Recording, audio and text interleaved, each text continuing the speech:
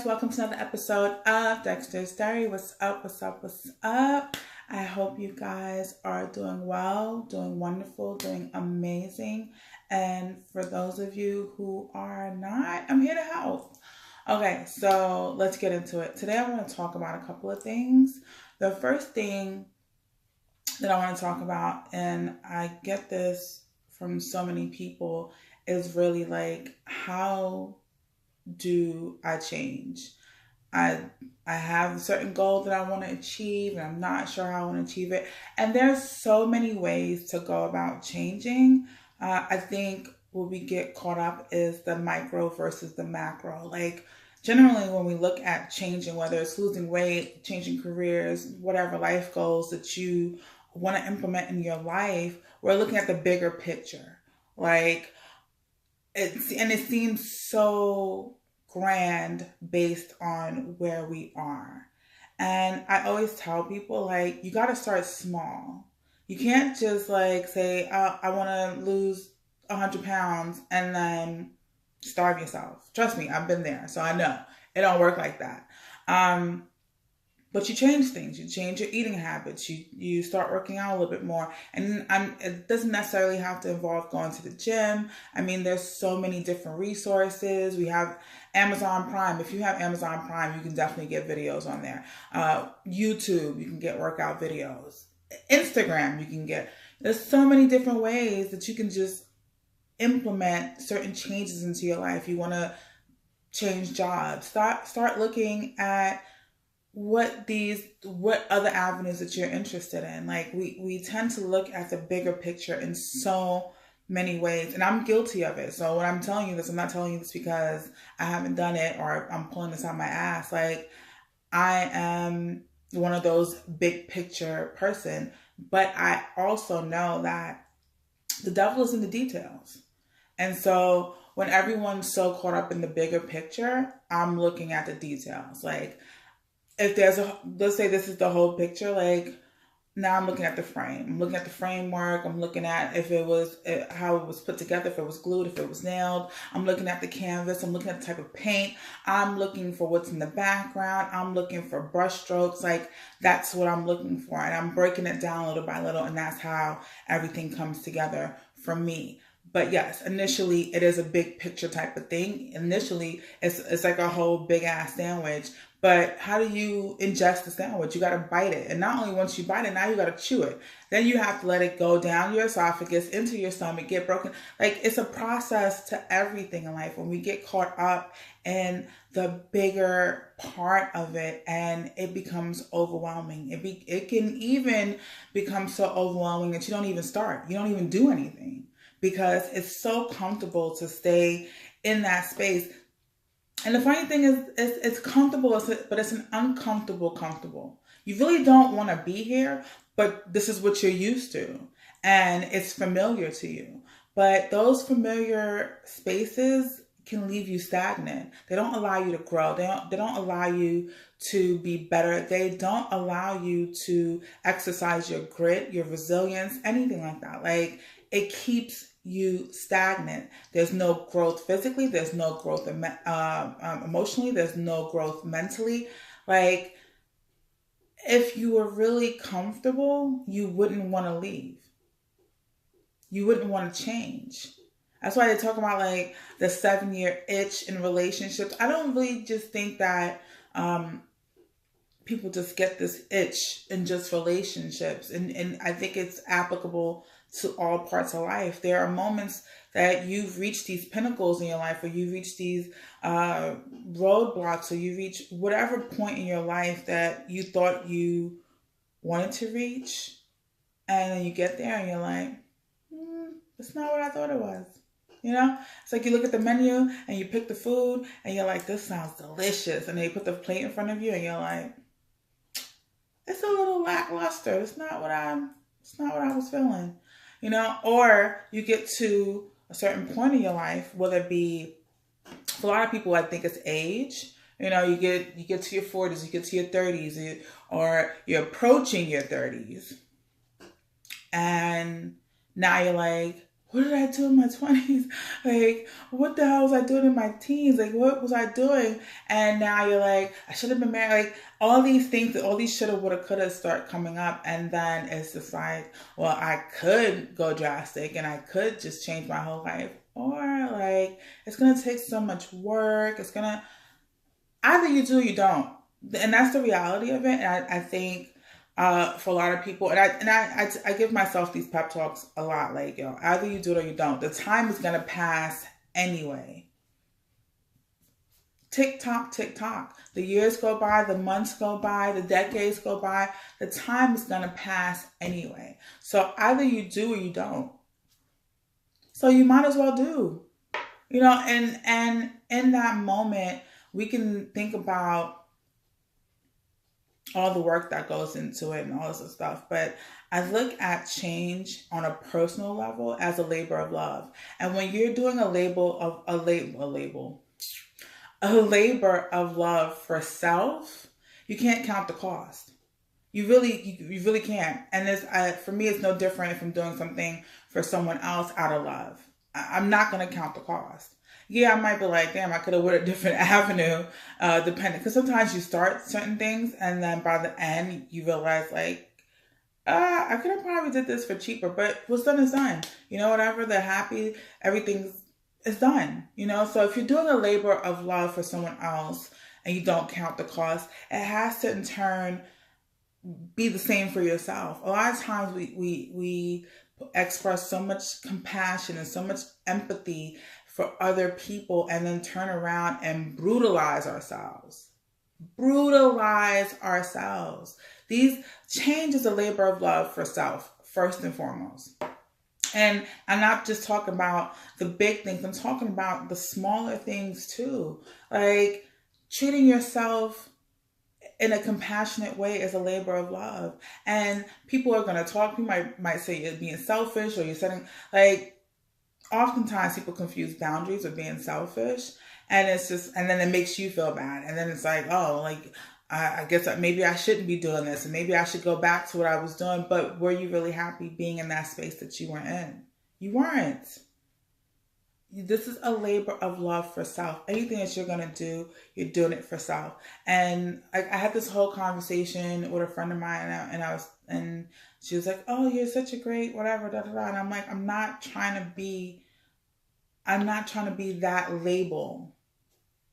I'm trying to be a better person for me first and let the ripple out effect. Everyone can get some, but like, I have to first be a better person for me. For me, I have to be able to look at myself in the mirror and not feel like I compromised my integrity, not feel like I failed me, not feel like I've been vicious and nasty to me first before I can even step out and do anything for anyone else. And that's where change starts. Change starts with self. Change starts with you. And change starts on a smaller level that, you know, to me, it's almost like a 12-step program, you know? Like, you don't just say, I'm going to quit, and then that's it. It's not how this shit works. And anyone who's struggled with any kind of addiction knows that's not how it works. And there are going to be times when you go back. There are going to be times when you falter. But that's why they have guidelines. That's why they have these steps. So you can take these steps because people have realized that just saying in one fell swoop, you can throw all your alcohol away. You can say today, I don't want to smoke cigarettes. And I've done it. And I'm like, oh, I don't want to smoke anymore. And then, real talk. And then somebody's walking ahead of me and they're smoking and I'm standing behind them, like inhaling the secondhand smoke because it's hitting my dopamine center. And then like after that, now I'm like, I really gotta smoke because I can't be ingesting secondhand smoke. Secondhand smoke is worse than firsthand smoke. So I might as well smoke. And that's how you rationalize it so you can go back to whatever you're addicted to. Excuse me. And so there are steps in there and you have to be methodical in how you go about these changes, whether it's changing who you are and how you appear to people, because that's important. whether it's changing your lifestyle, whether it's changing for your kids, whether it's changing for a job, you have to be methodical. And if you're looking at it for the big picture, you're not gonna take it back and look at the smaller scope of things. And that's where we get caught up. You have to be methodical. You have to walk it out, draw it out. Like, beginning of this year, I did a 2-month plan of workouts because I realized that I was working out and I was overworking some muscles and underworking other muscles, and just repeatedly pounding on like my feet, because I was walking every day, I was running, I was jogging, I was doing, and and it was like, you can't do this every day just jumping out the gate. You know what I mean? Like, your body's not adjusted to this. This is not what it's used to, because I'm not a runner. I've done track, but I'm a sprinter. I'm not a long distance runner. So now I'm putting miles and miles and miles, and my feet are aching at the end of the day, and I'm just like tired. I'm not enthused about it because my body's not used to doing this long-term running. And it's not to say with conditioning, I won't get there. I will get there. That's not an issue. But it's just about not being strategic about it and not overutilizing certain things and underutilizing other things. So I did a 2-month plan that I've been pretty much consistent with for the most part. So it's working. And I know that moving on to the next month, not next month, the next 2 months, I can go back and look at what I need to adjust, what I thought worked, what I didn't think worked. Like, writing it down gives you something concrete to go up again. So you want to go back to school, start looking at the schools in your area. What classes do they offer that go towards your goal? How much is it going to cost? Does it go with your schedule? Because a lot of people have children, a lot of people have obligations, a lot of people have jobs. Is this going to go with what you're going with? Should you go online? Should you do it? There's so many different ways you can look at these things and just scale it back. Scale it back. And don't count the cost when it comes to you. The time is going to pass. You're going to take that money and you're going to squander it anyway. I promise you. You're going to take that money. You're going to take that time. It's going to pass, and I've spent so much money, and I'm like, where the fuck did the money go? Like, I don't even have, like, I got receipts, but it doesn't look like I spent all this and what I got. You know what I mean? Like, the money's going to go, the time is going to go anyway. You cannot count the cost when it's for you. You should not count the cost when it's for you. And it's so easy to get caught up in that. And I'm just saying, just scale it back, be methodical, break it down into smaller pieces. And I promise you, these smaller successes make you feel better. They actually motivate you because you're like, oh snap, like, oh shit, like I did that. You know what I mean? And it just takes you to like, so let me see if I can push myself further. Let me see, like breaking it down makes it more tangible. It makes it doable.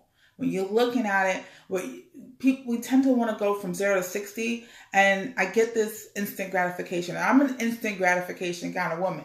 Like, when I want it, and I want it now. Okay, that commercial. That's me. I want my money, and I want it now. That's me. But life doesn't always work like that. There is a method to the madness, and once you figure out what the method is, it's not so maddening anymore. You get what I'm saying? Okay, so that's enough on that. Another thing I want to talk about is emotional,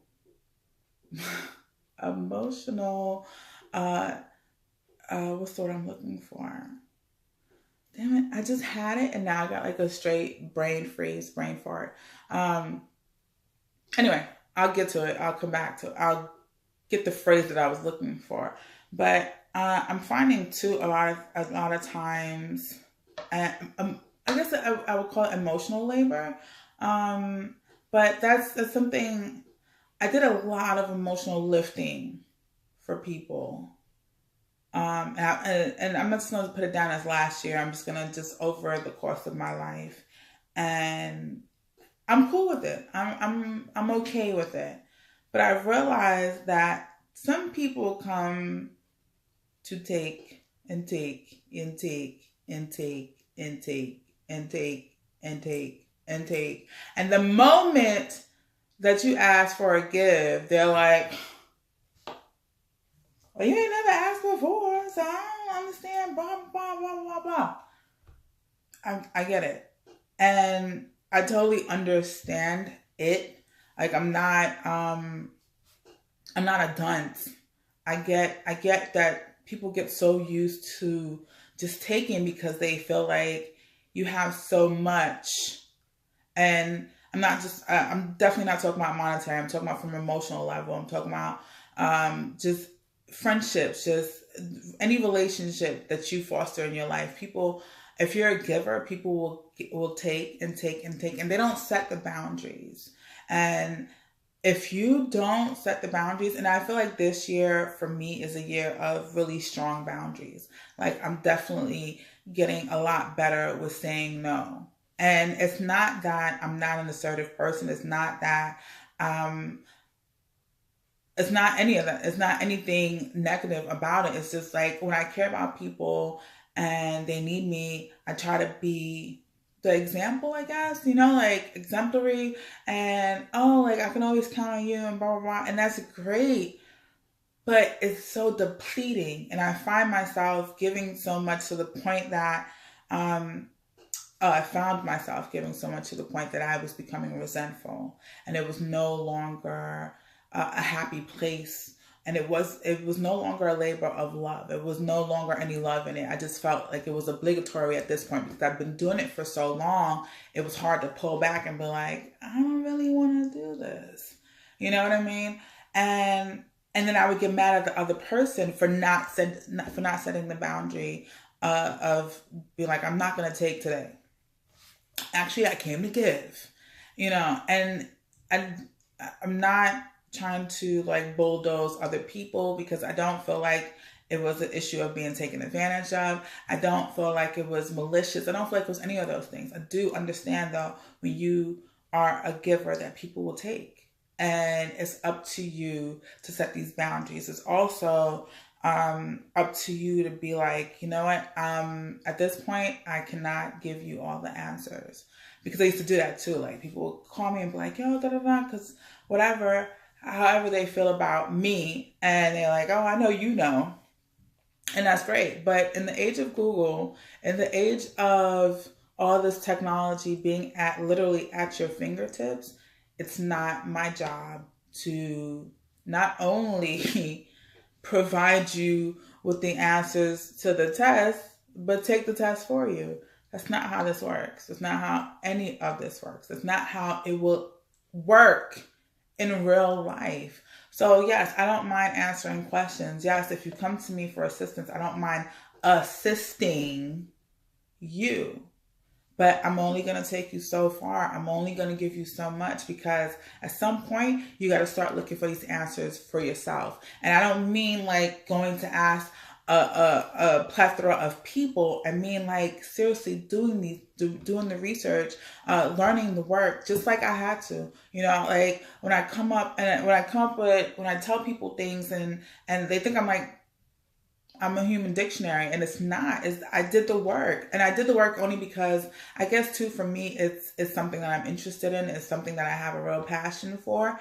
And so it's easy for me to go down this rabbit hole and just take up information. And this is how I take it and I apply it to my life and what's applicable, because not everything is applicable. You know what I mean? Like, it's just not. But I'm at this point, I'm just leading the horse to the water. And depending on the horse, I might just point and be like, look, it's over there. I'm not coaxing you to it. I'm not like, hey, you know what I mean? Like, I'm not doing all the stuff that you should be doing. Like, we're adults. All of us are adults. When you want to find out stuff that's applicable to you, when you want to find out stuff that you are interested in, you find that out. So use that same energy, keep that same energy, and do what you have to do for self. You cannot keep coming to me to like, it's funny because I have a lot of friends who are like, oh, you should do this and you should do that. Da, da, da. And I'm starting these projects and like, where's the support? You know what I mean? But I'm doing it for myself. So if I think if I relied on the kindness of and it's not to say that they're bad people, but people have lives and I get it. And but again, just like you seek out to support celebrities, do the same thing for your friends. And that's how I feel across the board. The same way you seek out to go buy tickets for this concert and figure out how you're going to get there, the hotel room, and discounts and this, that, and third. Do that in your life. Do that in the things that really matter. It's not my job to do the emotional work for you. It's not my job to do the mental work for you. It's not my job to then not only do this work and then show you how to apply it to your life. Those of us who are healers and empaths and things of that nature, whatever label you want to slap on it, you have to take a step back. And it's draining, and people will drain you, and they will take and they will take and they will take, and you won't have anything left for you. So now I've become more comfortable with saying no, with pulling back, with setting these boundaries. Like, yeah, you can hit me up, but if I'm not in a mental space to answer, I'm not going to answer. Or if I'm not in the mental space to have a long, drawn out conversation, I'm gonna let you know, like, hey, can we talk about this another time? I'm not in a good headspace, or I'm not in the mood to talk, or I'm not even in the space to talk. And if you can't respect that, then tough shit. That's not me. That's not on me. I'm telling you where I'm at. Respect that. And if you can't respect that, kick rocks. That's it. You have to be able to let people know where you stand and stand firmly there. You know, if it's something I do for my close friends, I'll be like, look, are you okay? Is it something that's really important right now?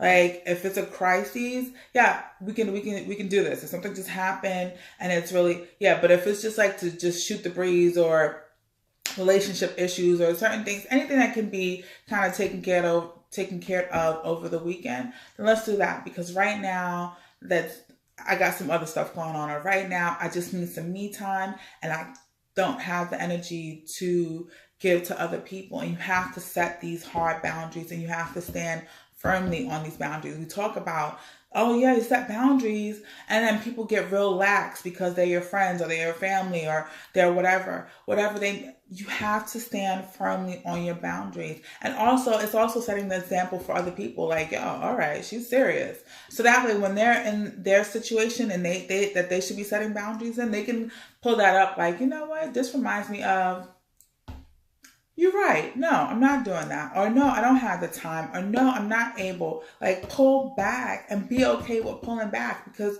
really it's about your mental health. Really it's about your spiritual health. Really it's about you and people respecting your stance.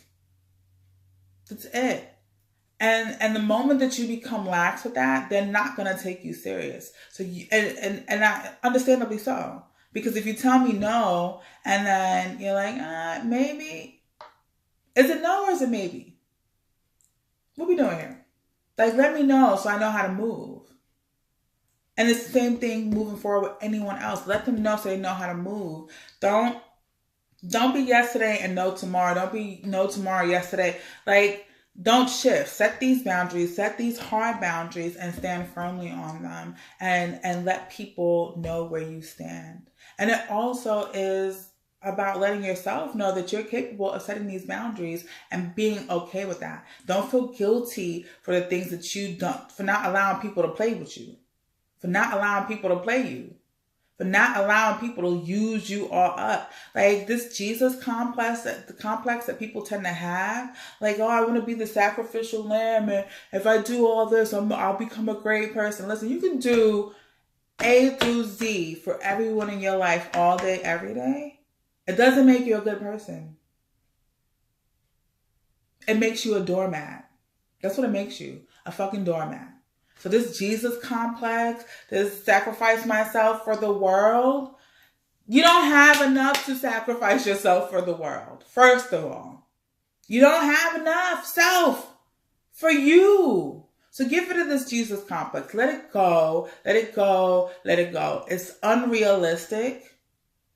And it's a fucking fairy tale. Okay?